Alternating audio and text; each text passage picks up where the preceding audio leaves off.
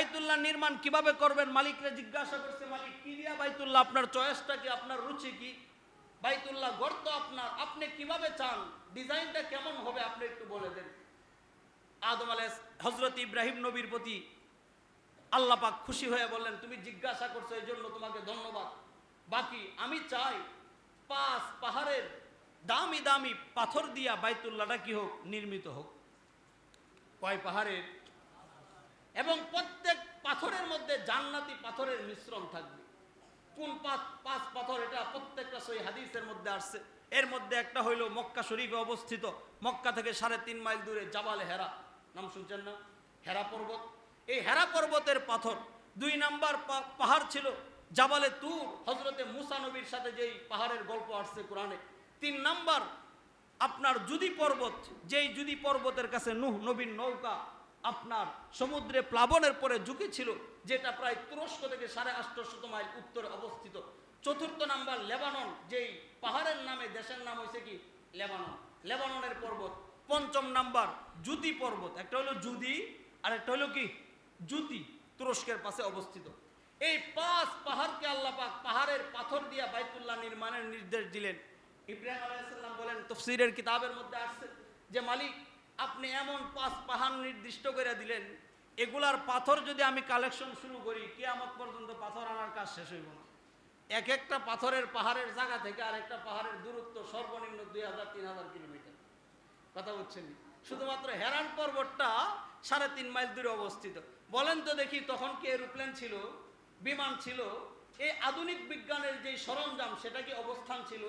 তাহলে আমি যদি এই পাহাড়ি যে আপনার নকশা আঁকা দিচ্ছেন, এই পাহাড় কানেক্ট করতে যাই, একত্রিত করতে যাই, এগুলা জমা করতে করতেই তো সময় শেষ হয়ে যাবে, বাকিগুলা কখন কি করব? আল্লাহ বললেন, আরে ইব্রাহিম তুমি এত বেকুব কেন? আমার ঘর আমি বানাবো, তুমি শুধু ইচ্ছা করবা, বাকি ব্যবস্থা করার জিম্মাদার আমি আল্লাহ। সুবহানাল্লাহ। এবার আল্লাহ পাক আদেশ দিছে পাহাড়কে যে তুমি তোমার পাথরকে অমুক জায়গায় একত্রিত করে দাও।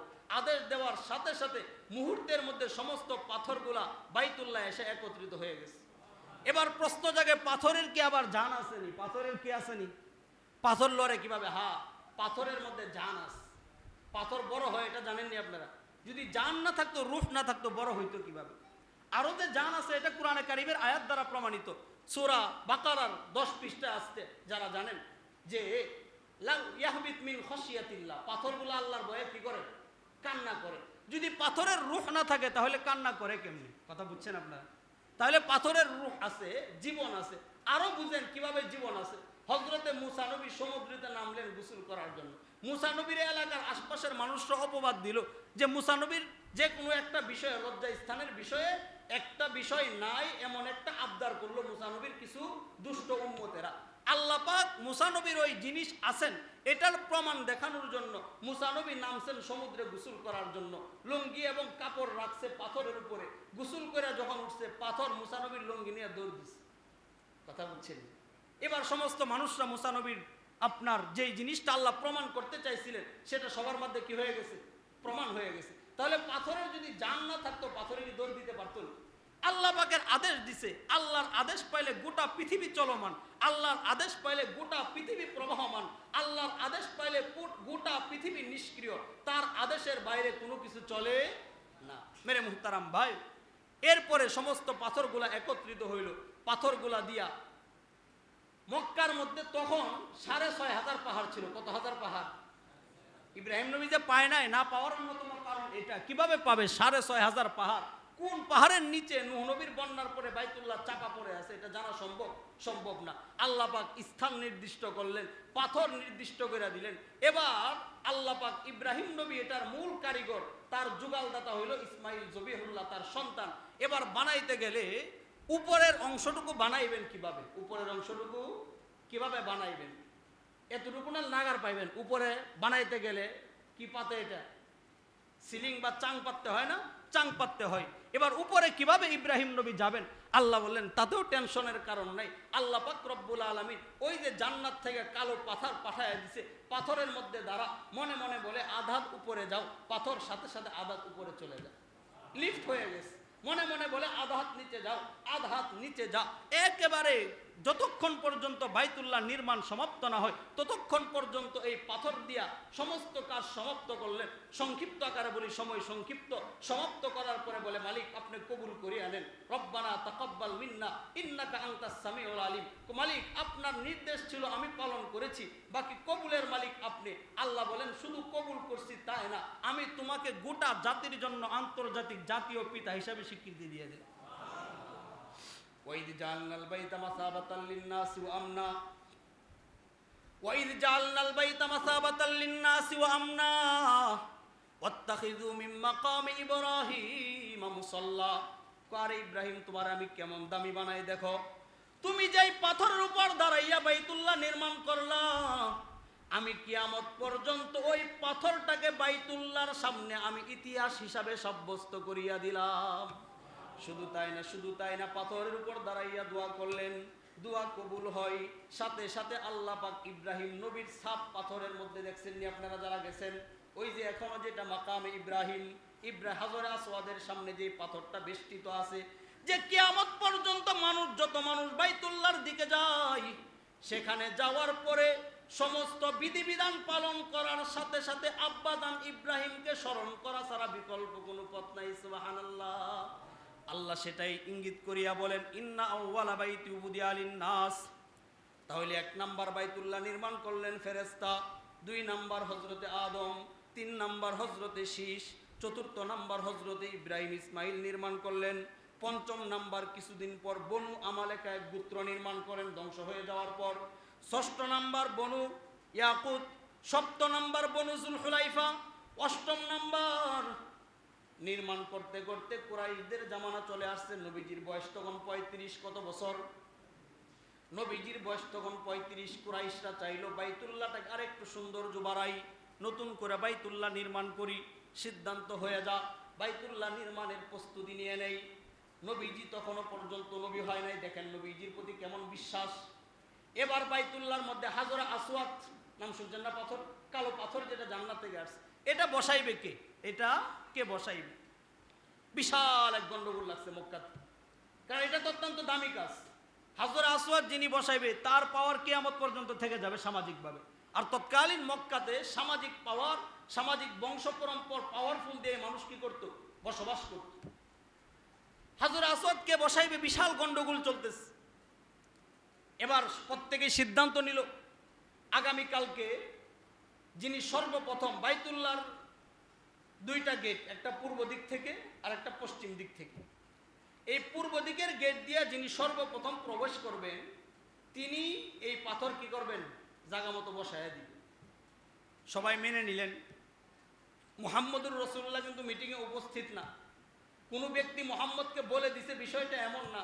যদিও তারা কাফের ছিল, ইসলাম ধর্ম তখন ছিল না, অনুসারীও ছিল না, কিন্তু নীতি নৈতিকতা বর্তমান আমাদের মুসলমানদের থেকে ভালো ছিল। কথাটা বুঝছেন আপনারা? আমাদের বর্তমান আমরা যে মুসলমান, আমাদের যে নীতি নৈতিকতা, যে সত্য মিথ্যার মিশ্রণ, যে ওয়াদার বরখেলাপ, যে আমানতের খেয়ানতদারিতা, যেই 6 নাম্বারে 8 নাম্বারে আমরা করি, আমাদের থেকে তৎকালীন হিন্দু কাফেররা একত্ববাদের বিশ্বাসের দিক থেকে বলছি না, অন্যান্য ওয়াদা আমানত এগুলোর দিক থেকে তারা ভালো মানুষ ছিল। কথাটা বুঝছেন আপনারা? এখনো অনেক হিন্দু দেখবেন যত কিছুই করে 2 নাম্বারই 6 নাম্বারই করে না তারা।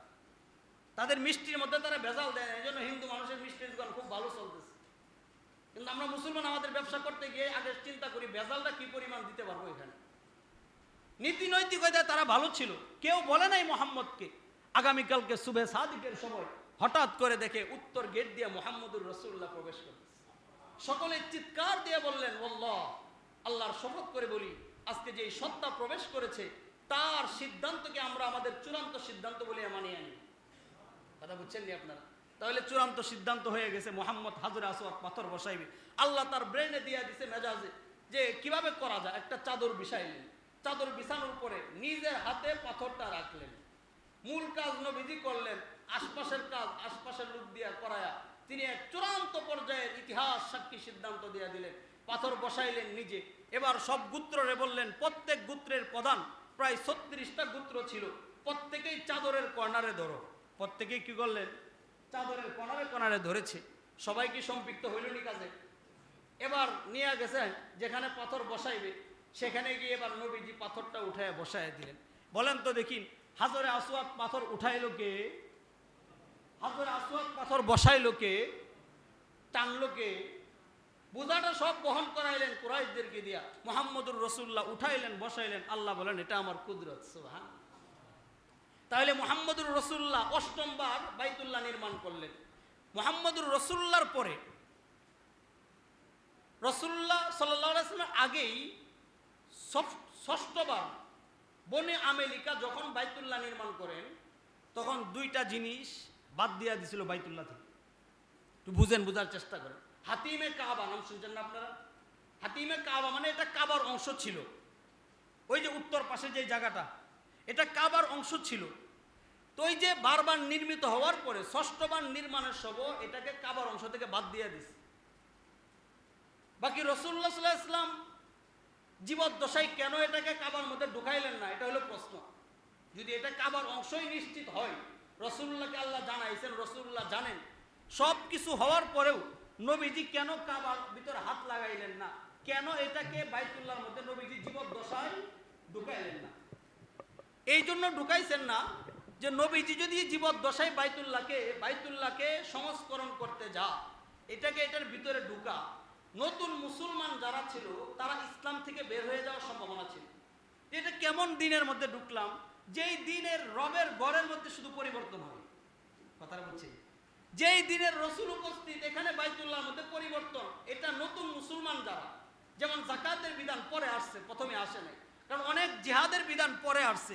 অনেক কঠিন বিধান যদি ইসলামের মধ্যে শুরু দিয়েই দিয়া দিত, তাহলে নতুন মুসলমানরা ইসলাম থেকে দূরে সরে যেত।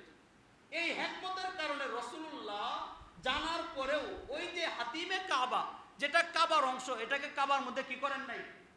ঢুকান নাই।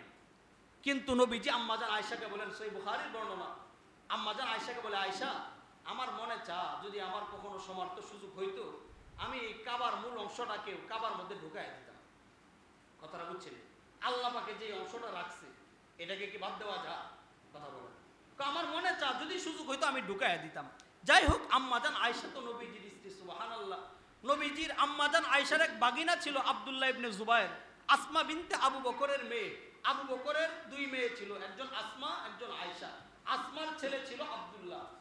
জুবায়ের, এই জুবায়ের রাদিয়াল্লাহু তাআলা আনহু পরবর্তীতে গভর্নর হলেন মক্কার কি হলেন?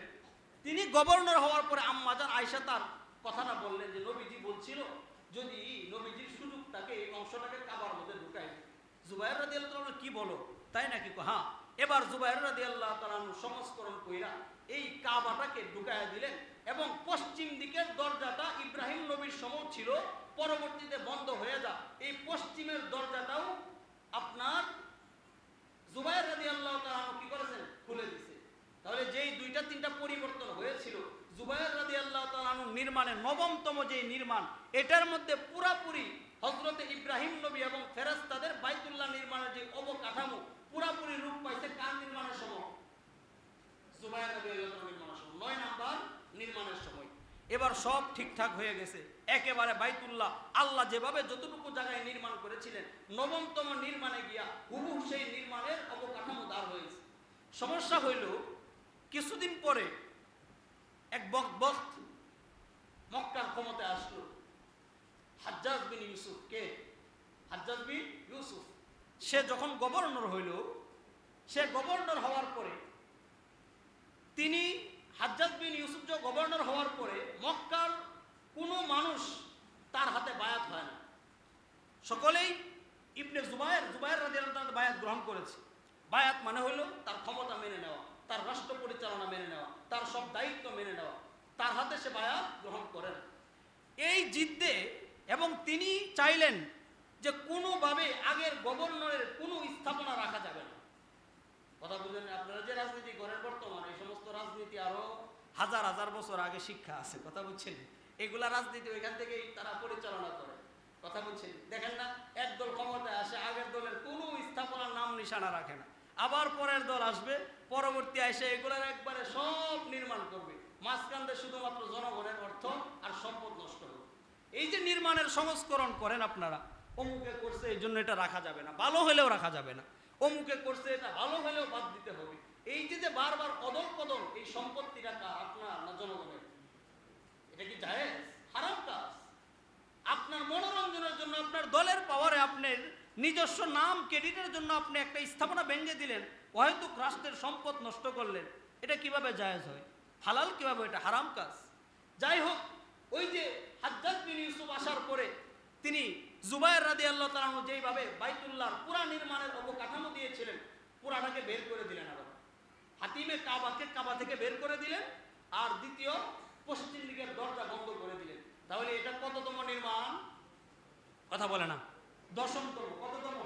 দশমতম নির্মাণ এটা। এরপরে বর্ণনাগুলা দাঈফ, দুর্বল বর্ণনা এবং ইখতিলাফ পূর্ণ বর্ণনা। 12 বার নির্মাণ হয়েছে, বাকি 2টা বর্ণনা কি ইখতিলাফ পূর্ণ, এই জন্য সেটা বললাম না।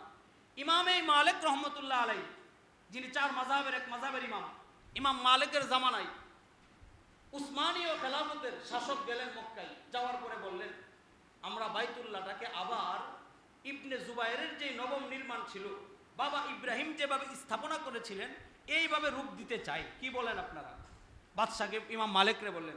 ইমাম মালিক স্পষ্ট ফতোয়া দিলেন, আজকের পর থেকে কিয়ামত পর্যন্ত বাইতুল্লাহ নির্মাণ বাংলা, এটার মধ্যে নতুন করে নির্মাণ করা সম্পূর্ণ হারাম। ফতোয়া দিলেন কে? ও কেন ফতোয়া দিলেন? এভাবে যদি ভাঙতে থাকেন, যত বাদশা পরিবর্তন হবে, প্রত্যেকেই তাদের নাম রাখার জন্য ইতিহাসে কি করবে? স্বাভাবিক না এটা? ভালো একটা কাজ যে করবে তার নাম কিয়ামত পর্যন্ত থেকে যাবে। এবার বাদশা ফাহাদ আসবে, সে ভাঙবে। ইবনে আব্দুল আজিজ আসবে, তিনি ভাঙবে। কিং ফাহাদ আসবে, তিনিও ভাঙবে। এভাবে যদি প্রতিবার বাইতুল্লাহ ভাঙতেই থাকে, তাহলে মুসলমানদের ক্যাবলার ঘরের বৈশিষ্ট্য কি বাকি থাকে নাকি নষ্ট হয়ে যায়? এই জন্য 10 বার নির্মিত হওয়ার পরে আজ পর্যন্ত আর বাইতুল্লাহর বড় ধরনের কোনো পরিবর্তন ঘটানো যাবে না। তাহলে 1 নাম্বার, পৃথিবীর ইতিহাস যেটা বুঝলাম আমরা, যে সর্বপ্রথম আল্লাহ পাক মুক্তা সৃষ্টি করলেন। মুক্তা থেকে পানির সৃষ্টি, পানির থেকে ফেনার সৃষ্টি, ফেনা থেকে চামড়ার সৃষ্টি, চামড়া থেকে আদমের সৃষ্টি। আর আদমের মহাব্বত যেন তার অস্তিত্বের সাথে টিকে থাকে, এই জন্য আপনার সেই স্থানে আদমকে সৃষ্টির 2000 বছর পূর্বে আল্লাহ একটা ঘর বানাইলেন। ঘরের নাম দিলেন বাইতুল্লাহ, অথবা বাইতুল আতিক, অথবা বাইতুল মুহাররম, অথবা বাইতুল হারাম, অথবা বাইতুল কাবা, অথবা বাইতুল কিবলা। এই নির্মাণের 10টি ধারা চালু হয়েছিল।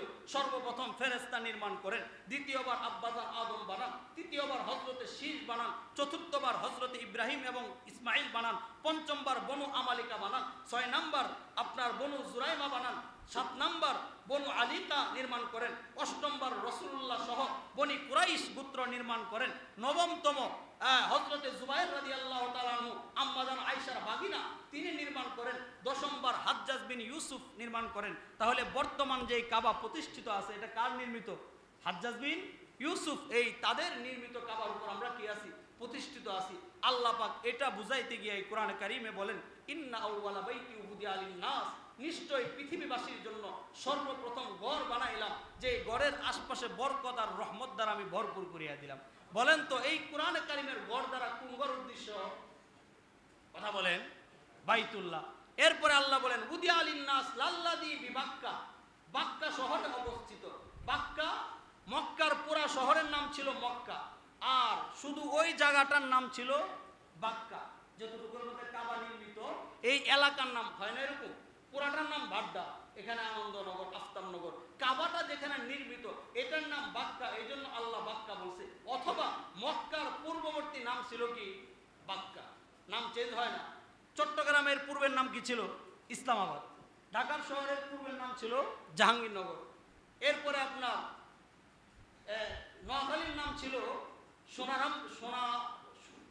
সুধারামপুর। কুমিল্লার নাম ছিল ত্রিপুরা।